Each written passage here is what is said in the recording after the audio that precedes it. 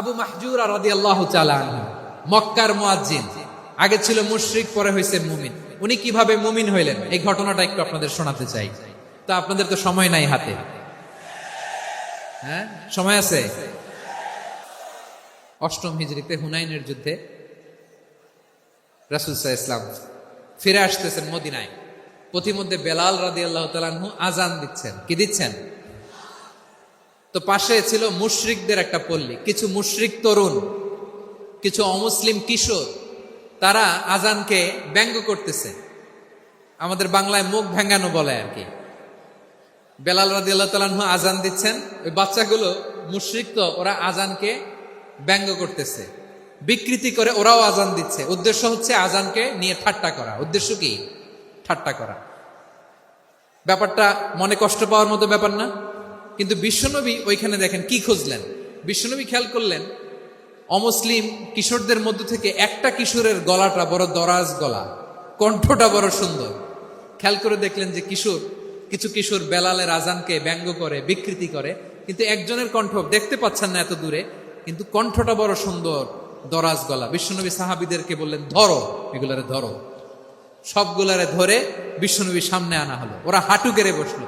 বিশ্বনবী বললেন, তোমাদের মধ্যে কে যেন ব্যঙ্গ করে আজান দিচ্ছিল, তার গলাটা বড় উঁচু, গলার বেসটা বড় মজবুত, মেলোডিয়াস, সুমধুর কণ্ঠ। কে? আবু মাহজুরা বলে, আমার বন্ধুরা সবাই আমার দিকে আঙ্গুল দেখায়, আমি পড়ে গেছি বিপদে। রাসূল সাল্লাল্লাহু আলাইহি ওয়াসাল্লাম বাকি অমুসলিম তরুণদেরকে ছেড়ে দিলেন, বললেন তোমরা যাও। এবার আবু মাহজুরারে পাইছে। আবু মাহজুরার চুলের মধ্যে হাত দিলেন বিশ্বনবী, মাথায় হাত দিয়ে বললেন, এবার আজান দাও দেখি।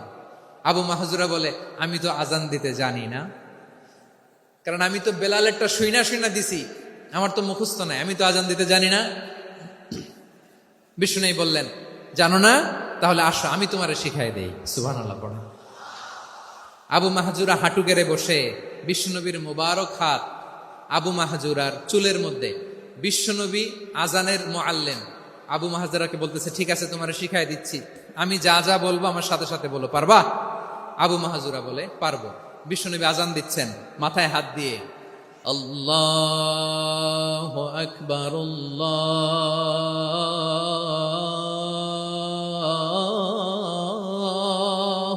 আকবার। আবু মাহজুরা এই বাক্যটা পড়লেন। বিশ্বনবী দ্বিতীয় বাক্য পড়তে আরম্ভ করলেন, আল্লাহু আকবার,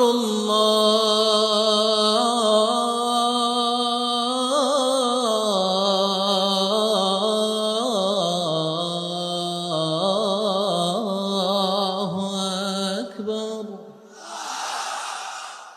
আবু মাহজুরা এই বাক্যটাও বললেন। বিশ্বনবী আবু মাহজুরার মাথার মধ্যে হাত দিয়ে তৃতীয় বাক্য বললেন, আশহাদু আল্লা ইলাহা ইল্লাল্লাহ,